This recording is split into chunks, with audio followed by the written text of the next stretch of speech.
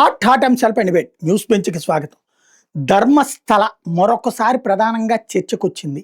సినీ నటుడు ప్రకాష్ రాజ్ ఏదైతే తాజాగా చేసుకొచ్చినటువంటి చెప్పుకొచ్చే సమాధానం ఒక అయోమయం. ఇంతవరకు కూడా ధర్మస్థలాలో పెద్ద ఎత్తున అక్కడ మర్డర్లు జరిగినాయి, ఆడవాళ్ళని లైంగికంగా వేధించి చంపేసి శవాలని పాతేశారు పక్కన అడవిలో అని చెప్పినటువంటి, అక్కడ పనిచేశానని చెప్పినటువంటి చిన్నయ్య ఇచ్చినటువంటి తాజా వాంగ్మూలం ఇప్పుడు పెద్ద చర్చకి తావిస్తుంది. ప్రకాష్ రాజ్ ఇందులో కుట్రలో పాత్రధారి అన్నటువంటి అతని కోర్టులో వేసినటువంటి అఫిడవిట్లో అతను ప్రస్తావించే అంశం చర్చకు వస్తున్నటువంటి సందర్భం. నిజంగా ఈ వ్యవహారాన్ని కుట్ర కోణంలో చూడాలా, లేకపోతే గనక వ్యక్తుల యొక్క వ్యవహార శైలి కారణంగా జరిగినటువంటి లోపం అనుకోవాలా? ఈ అంశానికి సంబంధించి చర్చలో పాల్గొంది ప్రస్తుతం మనతో పాటు ఉన్న జాతీయవాద విశ్లేషకులు చాడా శాస్త్రి గారు. నమస్తే అండి. నమస్తే అండి. ఈ ప్రకాష్ రాజ్ పేరు ప్రస్తావనలో ప్రధానంగా అతను చెప్తున్నది ఏంటంటే, అఫిడవిట్లో మెన్షన్ చేసింది, ఏదైతే ప్రకాష్ రాజ్తో ఫోన్లో మాట్లాడిచ్చాడు ఒక అతను, మాట్లాడినప్పుడు వాళ్ళు ఏం చెప్తే అది చెయ్యమన్నారు అన్నటువంటిది వాదన. ప్రకాష్ రాజ్కి ఆ కన్సర్న్డ్ ఇన్ఫ్లుయెన్సరు ఇట్లా జరిగిపోయిందని చెప్పి ఈ ముఖ్య ఇతనే సాక్షి కాబట్టి అతను భయపడుతున్నాడు, మీరు కాస్త అతనికి కన్విన్స్ చెయ్యండి అని చెప్పి ఉండొచ్చు కదా. ఇది అంటే అసలు మొదట ధర్మస్థల వివాదం గత సంవత్సరం అంటే జూలై 25 జూలైలోనే వచ్చిందండి వివాదం. ఫస్ట్ టైము జూలై 3వ తారీఖు నాడ అక్కడ పనిచేసిన ఒక కార్మికుడు అక్కడ లేడు, తమిళనాడు వెళ్ళి సెటిల్ అయిపోయాడు. ధర్మస్థల వదిలేసి, ధర్మస్థల కర్ణాటకలో ఉంది. అది చాలా పాపులర్ పుణ్యక్షేత్రం. వీరేంద్ర రెడ్డి అని చెప్పి ఆయన వంశపారంపర్యంగా వస్తుంది. అది ఆ సంస్థ నడుపుతున్నారు. ఆ సంస్థ పేరు మీద చాలా విద్యా సంస్థలు ఉన్నాయి, చాలా పేరు ప్రఖ్యాతులు ఉన్నాయి. ఆ సంస్థకి చాలా మంచి సంస్థ, చాలా సర్వీస్ చేస్తారు అని అన్ని. ఇప్పుడు ప్రాబ్లం ఏమొస్తుందంటే, దేశంలోని ఏ హిందూ సంస్థలు సర్వీస్ చేస్తున్నా సరే వాటి మీద ఏదో రకంగా బురద జల్లడానికి ప్రయత్నాలు జరుగుతున్నాయి. నేను 2025లో కూడా దీని మీద సోషల్ మీడియాలో పోస్ట్ పెట్టినప్పుడు అప్పుడే చెప్పాను, ఇంత గొప్ప సంస్థ మీద ఇట్లా జరగడం మాత్రం ఇది నమ్మశక్యంగా లేదు అని. ఎందుకంటే ఎవరైతే చెన్నయ్య అన్న అతను ఫిర్యాదు చేశాడో అతను ఎప్పుడు జరిగాయని చెప్పాడు, 1995 నుంచి 2014 మధ్య జరిగాయి అన్నాడు. సరే, 1995 నుంచి 2014 మధ్య జరిగితే ఎన్నాళ్ళు ఎందుకు మౌనంగా ఉన్నాడు అంటే వాళ్ళు చంపేస్తా అన్నారు. సరే, 2014 వెళ్ళిపోయాడు కదా, అప్పుడే తమిళనాడు వెళ్ళిపోయి 10 ఏళ్ళు అయింది. ధర్మస్థలు వదిలేసి తమిళనాడు వెళ్ళిపోయి తర్వాత వీళ్ళకి పడదు, ఎవరికి రాజకీయంగా కూడా ఇప్పుడు సంస్థకేది కొంతమంది రాజకీయాలు, ఇటువంటి వాళ్ళు ఏం చేస్తారు, ఇప్పుడు చెన్నై లాంటి వాళ్ళు ఏం చేస్తారు, వెంటనే అప్పుడే తనకు తెలిసిన వెంటనే 14 ధర్మస్థలం నుంచి బయటకు వచ్చిన వెంటనే తెలిసిన రాజకీయ నాయకుడి దగ్గరికి వెళ్ళి ఎంత భయంకరమైన జరుగుతున్నాయి, నన్ను భయపెడుతున్నారు, బెదిరిస్తున్నారు, అందుకు నేను చెప్పలేకపోతున్నాను అని 2014 ఎందుకు చెప్పలేదు? అది వదిలేసి మరొక 11 సంవత్సరాల తర్వాత 2025లోనే వెళ్ళి మెజిస్ట్రేట్ గారికి ఫిర్యాదు చేశాడు. ఫిర్యాదు చేయడమే కాకుండా ఏం చేశాడంటే ఒక పుర్రె 4-5 ఎముకలు పట్టుకొని వెళ్ళాడు. ఇవన్నీ ఆ స్థలంలో తీసినవని. నేను అక్కడ పనిచేసిన కాలంలో రమారం 200 మంది 300 మంది ఆడపిల్లలు, చిన్నపిల్లలు, స్త్రీలు వీళ్ళ రేపుకు గురి అయ్యి హత్య చేయబడ్డారు. వాళ్ళ సభలు నేనే పాచాను, నది ఒడ్డును పాచాను, అడవిలో పాచాను అని మొత్తం 15-16 స్థలాలు చెప్పాడు అతను. సో జరిగింది ఏంటి, ఆయన ఫిర్యాదు చేసిన వెంటనే ఏం చేయాలి, అసలు ఆ వ్యక్తి ఏంటి, ఎక్కడి నుంచి వచ్చాడు, బ్యాక్గ్రౌండ్ ఏంటి, అవేమీ ముందు చెక్ చేయకుండా వెంటనే కేసు ఫైల్ చేశారు. సిట్ ఫారం చేశారు. సిట్ ఫారం కేసు విచారణ చేయమన్నారు. అది విపరీతం సంచలనం, ఒక్క కర్ణాటకలోనే కాదు దేశవ్యాప్తంగా విపరీతం సంచలనం కాదు. కారణం ఏంటంటే ఇటువంటి వార్త హిందూ సంస్థల మీద ఏదైనా వ్యతిరేక వార్త ఇటువంటిది రాగానే వెంటనే వామపక్ష మీడియా, అంతర్జాతీయ మీడియా దీనికి విపరీతమైన ప్రాచుర్యం కల్పిస్తారు. ప్రాచుర్యం కల్పించి ఉన్నది లేనిది కథలు అల్లుతారు. అందులో ఇప్పుడు సోషల్ మీడియా వచ్చిన తర్వాత యూట్యూబ్ వాళ్ళు ఎవరికి వాడు నోటుకు వచ్చింది కథలు రాస్తారు. భయంకరమైన కుట్ర జరిగింది, దీని వెనకాల కొన్ని 100 మంది స్త్రీలు చచ్చిపోయారు అని వాళ్ళు విపరీతంగా ప్రచారం చేశారు. దీనికి ఎన్జిఓలు రెడీ అయిపోయారు. తర్వాత కేరళలో బాగా పాపులర్గా ఉన్న పిఎఫ్ఐ, ఆ ముస్లిం సంస్థ, పీపుల్స్ ఫ్రంట్ ఆఫ్ ఇండియా అని అది బ్యాన్ చేశారు ప్రస్తుతం. ఆ సంస్థ ఎస్డిజిపి అని దాని పొలిటికల్ వింగ్ ఒకటి ఉంది. వీళ్ళందరూ తర్వాత చర్చి వాళ్ళు, మీరు చెప్పినట్టుగా ఇందాక ప్రకాష్ రాజు, ఇటువంటి ఎవరైతే యాంటీ హిందూ వ్యతిరేక శక్తులు ఏదైతే ఉన్నాయో వీళ్ళందరూ దీన్ని ఎన్కరేజ్ చేసుకోవడానికి ప్రయత్నించి విపరీతమైన పబ్లిసిటీ ఇచ్చారు. అంతేకాకుండా అప్పట్లో జరిగింది ఏంటంటే ఒక అమ్మాయి అనన్య భట్ట ఒక ఆవిడ చెప్పింది, నా కూతురు అక్కడ 2003లో ఎంబీబీఎస్ చదువుకుందుకు వచ్చింది, మాయమైపోయింది, ఏమైపోయిందో నాకు తెలియదు, నా కూతురుని వీళ్ళే చంపేస్తుంటారు, ఇలాగే చంపేస్తుంటారు. సో ఇవన్నీ అయిన తర్వాత సిట్ వాళ్ళు ఏం చేస్తారంటే విచారణ ప్రారంభించి ఈ చిన్నయ్య అన్నవాడు ఎక్కడెక్కడ శవాలు పాచిపెట్టానన్నాడో అక్కడ తమ్మితే కేవలం 17 స్థలాలు ఏవో చెప్పాడు అతను. కేవలం 2 చోట్ల మాత్రం చిన్న చిన్న ఎముకలు అవి దొరికాయి, అంతేగాని పెద్దగా ఏమీ దొరకలేదు. సాధారణంగా ఏమవుతుందంటే అడవుల్లో కానీ నదుల పక్క కానీ ఇలాగ వాగుల పక్క కానీ శవాలు ఎముకలు దొరకలేదు సాధారణం. ప్రత్యేకంగా మీరు ఈయన చెప్పినట్టుగా 200-300 మంది అంటే చాలా పెద్ద ఎత్తున దొరకాలి, అంత పెద్ద ఎత్తున దొరకలేదు. దొరకపోయేటప్పుడు అదే పరిస్థితుల్లోని ఆ చిన్నయ్య భార్య మా వాడిని ఎవరో ఇరికించారు, డబ్బు కుర్తోటి పని చేస్తున్నాడు, ఇదంతా కథ ఇది అని చెప్పి పోలీసులు చెప్పడం. తర్వాత పోలీసులు వీడిని కూడా చెన్నైని అరెస్ట్ చేసి నిజాలు చెప్పమని బలవంతం చేయడం చేస్తే, అవును నా వెనకాతలో కొంతమంది శక్తులు బలవంతం పెట్టారన్నారు, ప్రస్తుతం వాడిని అప్పుడే అరెస్ట్ చేశారు. ఇప్పుడు తాజాగా మళ్ళీ వాడు ఏం చేశాడంటే మొన్న 11వ తారీఖు నాడు కర్ణాటక హైకోర్టులో రిట్ పిటిషన్ వేశాడు. ఏకంగా రిట్ పిటిషన్ అయితే నా చేత కొన్ని ఎన్జిఓలు కొంతమంది యూట్యూబర్లు బలవంతంగా నా చేత ఈ మాటలు చెప్పించారు, తర్వాత ఆరోపణలు చేయించారు. తర్వాత ప్రకాష్ రాజ్ గారు తమిళ్లో మాట్లాడారు నాతోటి, ఎవరైతే యూట్యూబర్ ఇవన్నీ చేయించాడో ఈ ప్రచారం అంతా చేశాడో అతను ప్రకాష్ రాజ్ తోటి ఫోన్లో మాట్లాడాడు. ప్రకాష్ రాజ్ నాకు ఫోన్ ఇచ్చి వాళ్ళు చెప్పినట్టుగా నువ్వు అన్నీ చెప్పు, సంస్థ గురించి నువ్వు వ్యతిరేకంగా చెప్పు, నేను నిన్ను వచ్చి కౌగిలించుకుంటాను, హక్ చేసుకుంటాను, తొందరలో వస్తాను అని చెప్పారు. నన్ను మభ్యపెట్టారు, 50,000 ఇస్తామని అన్నారు అని చెప్పి ఇప్పుడు తాజాగా హైకోర్టులో పిటిషన్ వేశాడు. దీంతో మళ్ళీ ఇది వార్తల్లోకి వచ్చిందండి. ఏంటంటే నా అభిప్రాయం ఏంటంటే, నేను అడుగుతున్న పాయింట్ ఏంటంటే, ఇప్పుడు సాధారణంగా ఆ యూట్యూబర్ ఎవరో అతను ఉద్దేశపూర్వకమైన కుట్ర చేస్తుండొచ్చు. ఇప్పుడు కాస్త మీరన్నట్టుగానే జాతీయవాద వ్యతిరేక భావజాలం ఉన్నటువంటి ప్రకాష్ రాజు అట్లాంటి వాళ్ళతో సపోర్టివ్గానే ఉంటాడు. వాళ్ళు ఇదిగోండి సార్ ఇక్కడ జరిగింది మాట వాస్తవం, ఈ చిన్నయ్య ఇప్పుడు చెప్పడానికి భయపడుతున్నాడు, మీరు ఒక్క ముక్క ధైర్యం చెప్పండి అతనికి అంటే అట్లా చెప్పుండొచ్చు కదా ప్రకాష్ రాజు, అంతేగాని కుట్ర అతను చేసి ఉండకపోవచ్చు కదా అంటున్నా నేను. కుట్ర చేసి ఉండకపోవచ్చు కంటే ప్రచారం చూస్తే మీకు తెలుస్తుంది కదా, ప్రచారం ఎంతమంది యూట్యూబ్ ఛానల్స్ నిజాలు ఏం బయటపడకుండా ఇప్పుడు చెప్పినట్టుగా చెన్నై చెప్పినట్టు నేను 17 చోట్ల పాచి పెట్టాను సవాలంటే కనీసం 10 చోట్లైనా సవాలు దొరకాలి కదా, ఎముకలు పెద్ద ఎత్తున దొరకాలి కదా. ఏమీ దొరకకుండా ఎందుకు ఎంత ప్రచారం కల్పించారు, ఏ కుట్ర లేకపోతే. ఏంటంటే ఈ ప్రకాష్ రాజ్ మీద ఒక్కడి మీద కాదు అనుమానం, ఈ మొత్తం ఎన్జిఓలు, తర్వాత క్రిస్టియన్ మిషనరీ సంస్థలు, తర్వాత ఇస్లామిక్ సంస్థలు ఇవన్నీ కలిపి కుట్ర కంపెనీ చేస్తున్నాయి. ఏమవుతుందంటే కొన్ని హిందూ సంస్థలు అన్నవి యాక్టివ్గా ఉండి ప్రజలతో దగ్గరగా ఉండి సర్వీస్ యాక్టివిటీస్ చేస్తుండి విద్య వ్యాప్తి చేస్తుంటే ఇటువంటి సంస్థలు వాళ్ళకి ఈ మత మార్పిడి చేసే వాళ్ళకి చాలా ఇబ్బందికరంగా పరిగణిస్తున్నాయి. అందుకని వాటిని వేటిలో మీకు గుర్తుందో లేదో కొన్నాళ్ళ కిందట బహుశా రాజశేఖర రెడ్డి గారు ఉన్న టైంలో ఒక అర్ధరాత్రి మన శంకరాచార్య గారిని అరెస్ట్ చేశారు, జయలలిత గుర్తుందా మీకు? ఇదే ఇట్లాగే అరెస్ట్ చేశారు. ఆయన కూడా వాళ్ళ ఆఫీస్లో ఆయన హత్య చేశారని చెప్పి అరెస్ట్ చేశారు. అది హైకోర్టుకి వెళ్ళింది, సుప్రీంకోర్టుకి వెళ్ళింది, చివరికి అదంతా ఏం తెలియదు, విపరీతం పబ్లిసిటీ ఇచ్చారు. అప్పుడు కూడా ఇలాగే సంస్థ మీద రకరకాల కథలు వెళ్ళారు, రకరకాలు చేశారు, స్వామివారి జైల్లో ఉన్నారు, తర్వాత బయటకు వచ్చారు. చివరికి సుప్రీంకోర్టు చివాట్లు పెట్టింది, ఇదే మన హైదరాబాద్ హైకోర్టు చివాట్లు పెట్టింది. ఇవన్నీ తప్పుడు కేసులు లీకించారు, అక్కడ ప్రేమ్ కుమార్ అనే క్రిస్టియన్ ఎస్ఐ ఇదంతా చేశాడు అని చెప్పి. సో ఇదేంటి ఆ రోజు ప్రతిసారి ఇటువంటి కుట్రలు జరుగుతున్నాయి, హిందూ సంస్థల మీద విపరీతమైన కుట్రలు జరుగుతున్నాయి. కారణం ఎటువంటి సంస్థలు వీళ్ళు అటాక్ చేస్తారంటే, ఇప్పుడు శంకరాచార్య గారి మీద కూడా ఎందుకు దాడి జరిగిందంటే ఆయన గ్రామస్థాయికి వెళ్ళి విద్య వ్యాప్తి చేయడం, తర్వాత క్యాస్ట్ పోగొట్టినటువంటి ప్రయత్నాలు చేస్తున్నారు. అవి ఎవరికి ఆటంకం అంటే ఇదిగో మత మార్పిడి చేసే ముఠాలకు ఆటంకం. అందుకని ఆయన మీద దాడి చేసి సేమ్ ఇప్పుడు ధర్మస్థల సంస్థ మీద కూడా దాడి జరగడానికి ఇదే కారణం, వాళ్ళకి ఆటంకం.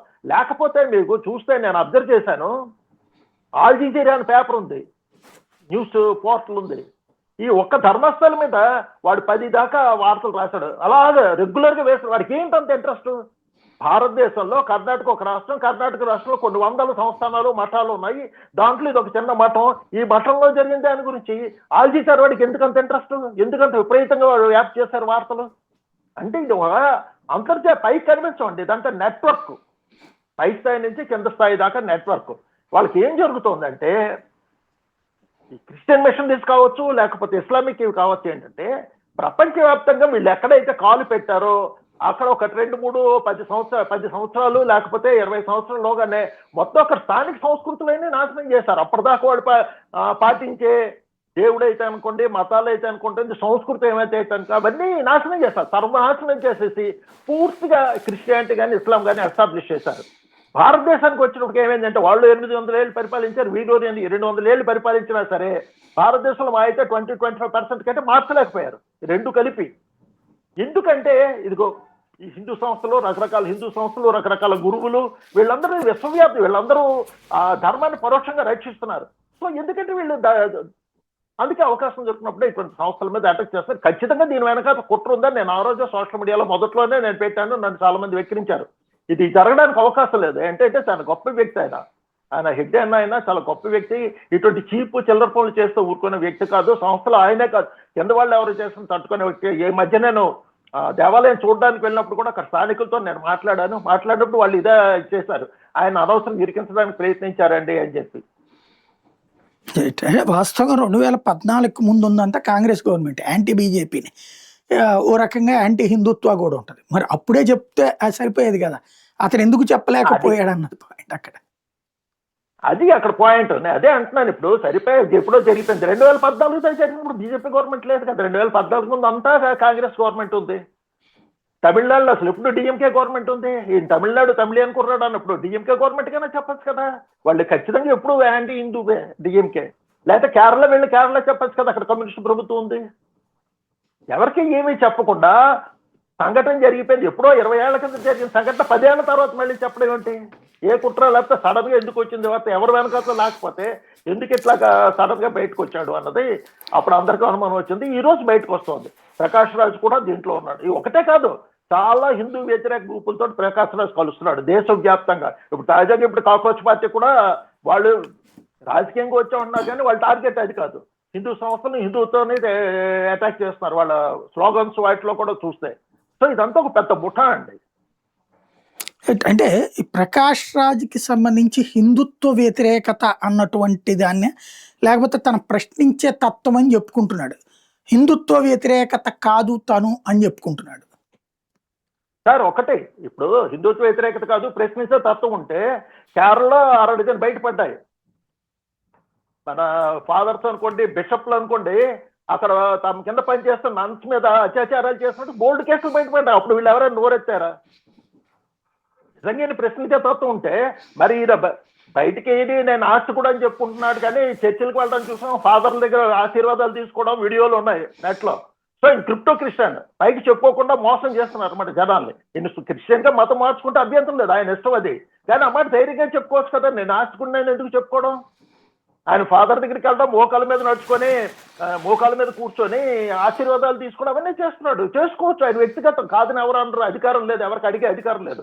కానీ ఆ సంగతి ఎందుకు దాచి నేను ఆ నాస్తికుడిని అని చెప్పి ఒక హిందూ ధర్మాన్ని ఎందుకు అటాక్ చేస్తున్నాడు?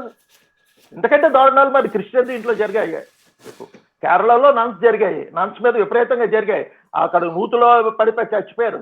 స్వయంగా వాళ్ళు కంప్లైంట్ చేశారు, ఎవరైతే బాధితులు ఉన్నారో వాళ్ళు కంప్లైంట్ చేశారు చర్చి. కానీ ఒకటి, ఎవరు ఇప్పుడు మీకు ప్రాబ్లం ఏమొస్తుందంటే, ఒక ఇస్లాము మత పెద్ద మీద కానీ క్రిస్టియన్ మత పెద్ద మీద కానీ ఇటువంటి ఆరోపణలు వస్తే సెక్యులర్ ముఠా అంతా సైలెంట్ ఉంటారు, ఎవరు మాట్లాడరు.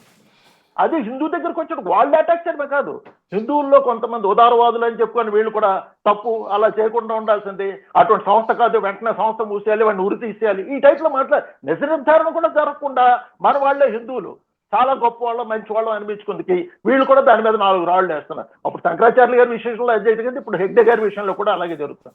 మన వాళ్ళు ఇంకా కొంచెం తెలివి తెచ్చుకుంటే కానీ లాభం లేదు.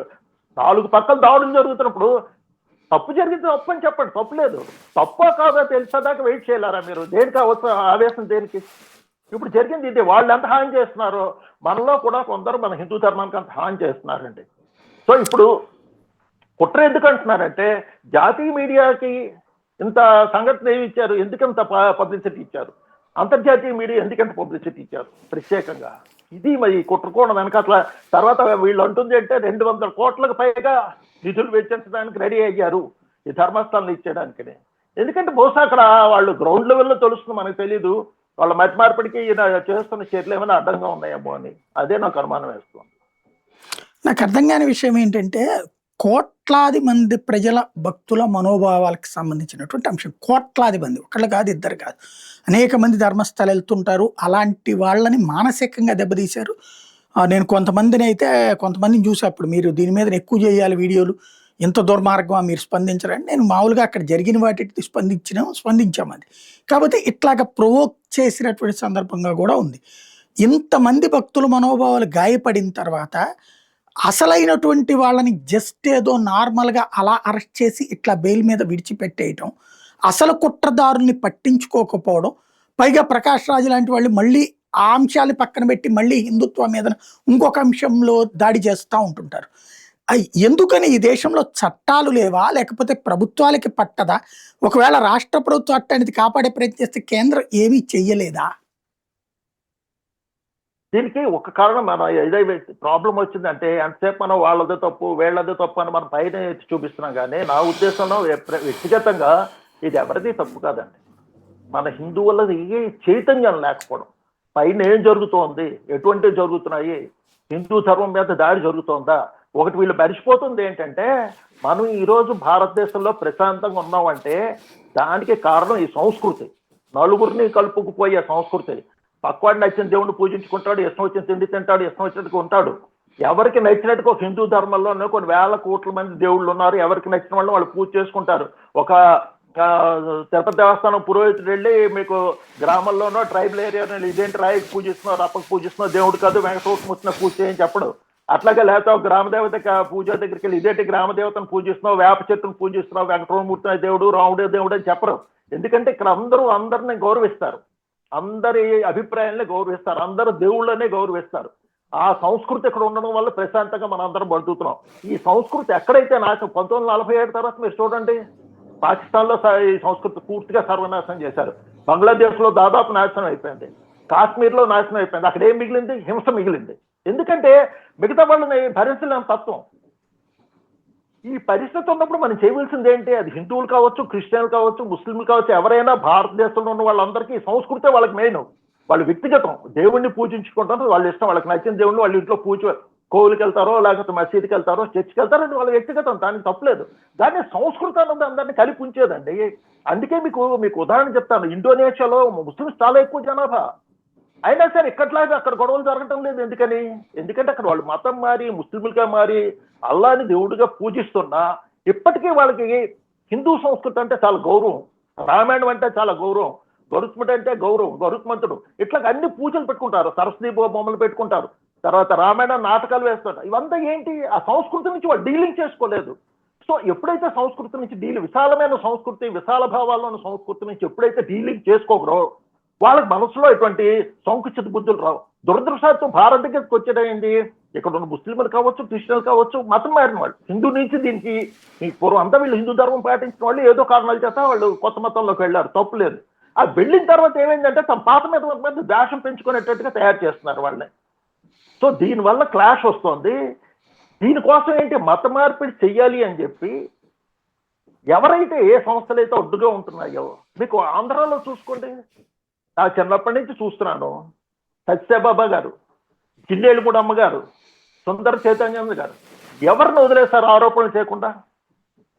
ఇట్లాగే మరి ఇప్పుడు మీరు రోడ్డు మీద చూస్తే, మీకు యూట్యూబ్ వీడియోలు చూస్తే క్రిస్టియన్ పాస్టర్లు స్టేజ్ల మీద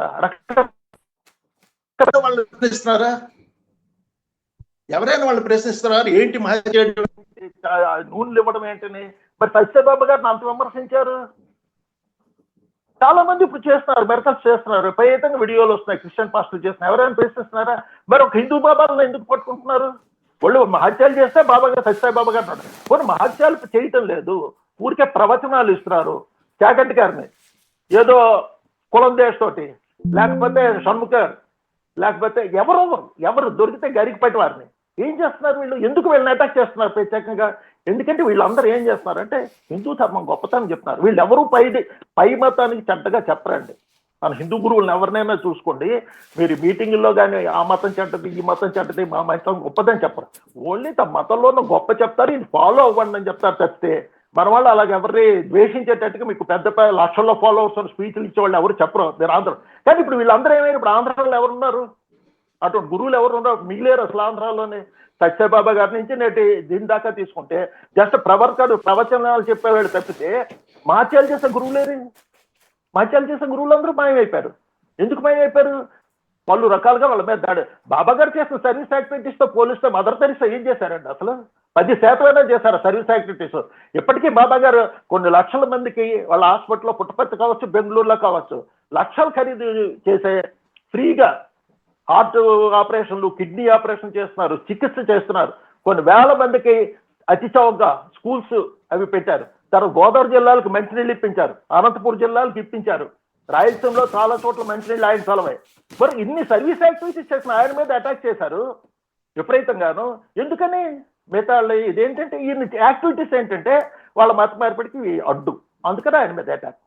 అంతకంటే లేదు. ఇప్పుడు సేమ్ ఆ ప్యాటర్న్ ఈ రోజు గత 40 సంవత్సరాలు పెట్టి నేను అబ్జర్వ్ చేస్తుంటే పూర్తిగా అదే జరుగుతుంది. మరోపక్క ఏమవుతోంది మీకు ఆంధ్రాలో చూడండి, ప్రతి వీధిలో ప్రతి ఊర్లో పాస్టర్లు, మ్యాజిక్లు, లక్షల మందితో స్పీచ్లు ఇవ్వడం, స్టేజ్ మీద మహత్యాలు చేయడం, ఎన్నెన్ని కేసులు కొడుతున్నాయి ఈ మధ్య పెద్దగాను. కానీ ఒకటి అక్కడ ఎవరి మీద వస్తే మీకు వాళ్ళు సమర్థించే కానీ ఇప్పుడు క్రిస్టియన్ పాస్టర్ మీద ఏదైనా ఆరోపణలు వచ్చాయనుకోండి, ఆ మిగతా క్రిస్టియన్స్ ఎవరు వాడిని తిట్టరు, మిగతా పాస్టర్లు ఎవరు తిట్టరు. ఆ జబ్బు హిందువులకు వస్తుంది. ఎవరి మీద హిందూ గురువు మీద ఆరోపణ రాగానే మిగతా వాళ్ళకంటే వీళ్ళు ఎక్కువ వెళ్ళి వాళ్ళని అటాక్ చేస్తారు. దేశ నిర్ధారణ చేసుకుని అప్పుడు చేయండి. అంతదాకా మీరు వెయిట్ చేసే ఓపిక లేకపోతే ఎట్లాగా? అదే నా ఒకటి అభ్యర్థన. తప్పుంటే నిజంగా పని చేయాల్సిందే, కాదని లేదు ఎవరితోటైనా. కానీ వాళ్ళతో పాటు మీరు కూడా వీళ్ళ మీద 4 రాళ్ళు వేయకండి, వెయిట్ చేయండి. ఇప్పుడు ధర్మస్థల్లో కూడా నేను 3-4 సోషల్ మీడియా పోస్టులు పెట్టాను దాని మీద. తొందరపడకండి, ఇదేదో వెనకాల కుట్ర ఉంది, మన ఊరికే వాళ్ళ మీద రాళ్ళు వేయకూడదు, వెయిట్ చూద్దామని. పెద్ద పెద్ద వాళ్ళు కూడా చాలా దారుణమైన పోస్టులు పెట్టారు. ఏం చేస్తాం మరి? రైట్. ఫైనల్గా ఒకటి చెప్పండి, ప్రకాష్ రాజ్ లాంటి వ్యక్తి దారి తప్పిన మనిషి, కుట్రలో పాత్రధారి లేదా సూత్రధారి? దారి తప్పిన మనిషి కాదండి. వీళ్ళందరికీ ఏంటంటే ప్రస్తుతం ఏం జరిగిందంటే వీళ్ళ దురదృష్టం, 2014 తర్వాత మోడీ వచ్చారు. అంతకుముందు హిందుత్వ లేదా అంటే వీళ్ళకి ఆటంకాలు జరిగేవి కాదు. వీళ్ళు కావాల్సిన పనులు చక్కగా చాప కింద నీరులా ప్రశాంతంగా చేసుకెళ్ళిపోయేవారు. కేంద్రంలో సోనియా గాంధీ ప్రభుత్వం ఉండేది, ఆమె దగ్గర ఉన్న వాళ్ళు వీళ్ళు, తర్వాత కొన్ని వేల ఎన్జిఓలు ఉండేవి. ఎవరికి నచ్చితే వాడు ఎన్జిఓ స్టార్ట్ చేసిందో, ఆ క్రిస్టియన్ ఎన్జిఓ కావచ్చు, ఇస్లామిక్ ఎన్జిఓ కావచ్చు, ఇంకేదో పేరు మీద ఎన్జిఓ కావచ్చు. విదేశాల నుంచి కోట్ల కొద్ది డబ్బులు తీసుకురావడం, అవి దేనికి వస్తున్నాయి ఏంటో తెలీదు. సగం డబ్బులు మత మార్పిడికి వాడుకునేవారు. కానీ దురదృష్టవశాత్తు 2014లో మోడీ వచ్చిన తర్వాత ప్రమారం 25,000, 24,000 పైగా ఎన్జిఓలు రద్దు చేశారు. FCRA నిబంధనలు పాటించడం లేదని చెప్పి ఆ ఫండ్స్ రాకుండా ఆపారు విదేశాల నుంచి. సో మతి మార్పిడికి ఒక పెద్ద దెబ్బ తగిలింది వాళ్ళకి. సో వీళ్ళ కసి కోపం అంతా ఏంటంటే మోడీ మీద. మేము సైలెంట్ గా ప్రశాంతంగా మా ఎజెండా ఏదో మేము చేసుకుంటుంటే మోడీ వచ్చి అడ్డుపడ్డాడు. సో మోడీ మీద దెబ్బ కొట్టాలంటే ఆ పైన మోడీ మీద విపరీతంగా వ్యతిరేక ప్రచారం చేస్తున్న వాళ్ళు వీళ్ళు ఎక్కువ శాతం అండి. మీకు ఎవరైతే నష్టపోయారో మోడీ ప్రభుత్వం వల్ల, హాయిగా అప్పనంగా డబ్బులు వచ్చాయండి ఎన్జిఓల ద్వారా, అక్కడ దెబ్బ పడ్డాది. ఆ తర్వాత ఇదిగో హిందుత్వ అందరిలో చైతన్యం వస్తుంది. హిందువుల్లో చైతన్యం, ఎన్నాళ్ళు మాకు ఎంత అన్యాయం జరిగిందని ఇప్పుడిప్పుడే కళ్ళు తెరుస్తున్నారు. సో ఇదేంటండి అంచేత వీళ్ళకి ఉక్రోషం పెట్టలేకపోతున్నారు. ఎన్నాళ్ళు మనకు ఆటంకం లేదని చెప్పి ఇప్పుడు ఏంటవుతున్నారు, మతత్వం పెరిగిపోతుంది, హిందువుల్లో మతత్వం పెరిగిపోతుంది, హిందుత్వం పెరిగిపోతుంది. దేశవ్యాప్తంగా మోడీ వచ్చిన తర్వాత ఇంతకుముందు ఎంత మతత్వం లేదని. ఇంతకుముందు లేకపోతే ఏంటి, స్వతంత్రం ఏ మతత్వం లేకపోతే మతాధారంగా 1940లో ఎందుకు విడిపోయిన దేశం? అప్పుడు RSS, బీజేపీ, మోడీ వీళ్ళెవరు లేరు కదా, అంత బలంగా ఎక్కడ ఉన్నారు అప్పుడు ఎవరి వాళ్ళు విడిపోయింది దేశం? సో వీళ్ళు ఏదో చెప్పారు, మనకు సంబంధం లేదు. కానీ జరిగిన వాస్తవం ఏంటంటే 2014 తర్వాత హిందుత్వాన్ని సపోర్ట్ చేసే ప్రభుత్వం కేంద్రంలో రావడం, హిందుత్వకి ఎవరైతే నష్టం కలిగించేస్తారో పరోక్షంగా వాళ్ళ మీద కొన్ని చర్యలు తీసుకోవడం అంటే జరుగుతున్నాయి. ఇది వీళ్ళు జీర్ణించుకోలేకపోతున్నారు.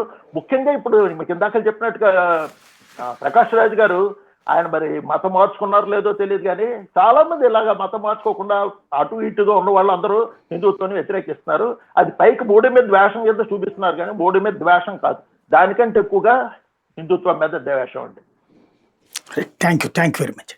ఇది పరిస్థితి. ధర్మస్థల మరొకసారి పెద్దగా చర్చకి రావడానికి కారణం ప్రకాష్ రాజ్ పేరు నేరుగా అందులో వన్ ఆఫ్ ద విక్టిమ్ గా ముందు ప్రొజెక్ట్ అయి ఆ పైన ఎక్యూజ్డ్ అయినటువంటి నిందితుడు ఇచ్చినటువంటి వాంగ్మూలం. మరి దీన్ని ఎలా ట్రీట్ చేస్తారో చూడాలి.